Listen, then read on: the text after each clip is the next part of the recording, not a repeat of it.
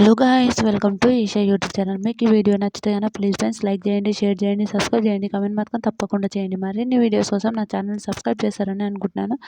Ritu demon గురించి చెప్తా. Ritu demon పాపం నిన్న రీతుని చూస్తే ఫుల్ బాధ అనిపించింది. వాళ్ళ డాడీ గుర్తుకొస్తుందంట. ఫుల్ ఏడ్చింది అమ్మాయి, నిజం ఘోరంగా ఏడ్చింది. డాడీ నువ్వు నన్ను చూస్తూనే ఉంటావు, లైవ్ చూస్తే తెలుస్తుంది. వాళ్ళ డాడీ బాగా గుర్తుకొచ్చిందంటే అమ్మాయి ఏడుస్తూనే ఉంది. కానీ చిన్న ఇన్సిడెంట్ ఏంటంటే, రీతు కిల్ అని రాయాలి కదా, కిల్ అని రాస్తే ఓకే, ఆ టాస్క్ కిల్ అని రాసిందనుకో, కిల్ అని రాస్తే ఆమెకు కంటెండర్ అయ్యే ఛాయిస్ ఇస్తారని చెప్తారు కదా, కంటెండర్ అయ్యే ఛాయిస్ ఇస్తారు. అదైతే హైలైట్ అనిపించింది నాకు. కంటెండర్ అయ్యే ఛాయిస్ ఇచ్చినప్పుడు పైసలు ఉంటాయి కదా, పైసలు ఇస్తారు. పైసలు ఇచ్చినప్పుడు ఆ పైసలు అందరూ పంచుకోమని చెప్తారు. అందరూ పంచుకోమని చెప్తే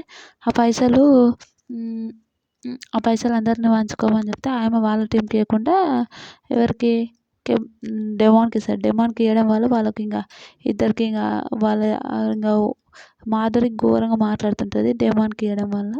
డెమాన్ మళ్ళీ ఏదో మాట్లాడుతుంటే, డెమాన్ ఇంకా నువ్వు కామర్స్ ఉంటావా, ఎందుకు అందరితో నేను మాటలు పడాలా అని మాట్లాడుతుంటాడు సారీ రీతు. నిజంగా పాపం రీతుని మాత్రం అందరూ ఇంట్లో తిడుతూనే ఉన్నారు. ఆమె జుట్టు పట్టుకొని బండకేసి కొడుతుంటే అని అనడం అయితే మాధురి నిజంగా ఆమె నోరా లేకపోతే ఏంది కంప అన్నంత పిచ్చెక్కింది నాకు. రియల్ అంత కోపం వచ్చింది నిజంగా. ఈరోజు నాకు సార్ బాగా గట్టి వార్నింగ్ ఇస్తాడని నాకు అనిపిస్తుంది. మీకేమనిపిస్తుందో కూడా ప్లీజ్ కామెంట్ చేయండి. ఇలాంటి వీడియోస్ మరిన్ని కావాలంటే నా ఛానల్ని లైక్ చేయండి, షేర్ చేయండి, సబ్స్క్రైబ్ చేయండి, కామెంట్ మాత్రం తప్పకుండా చేయండి. మరిన్ని వీడియోస్ కోసం వెయిట్ చేయండి. బాయ్.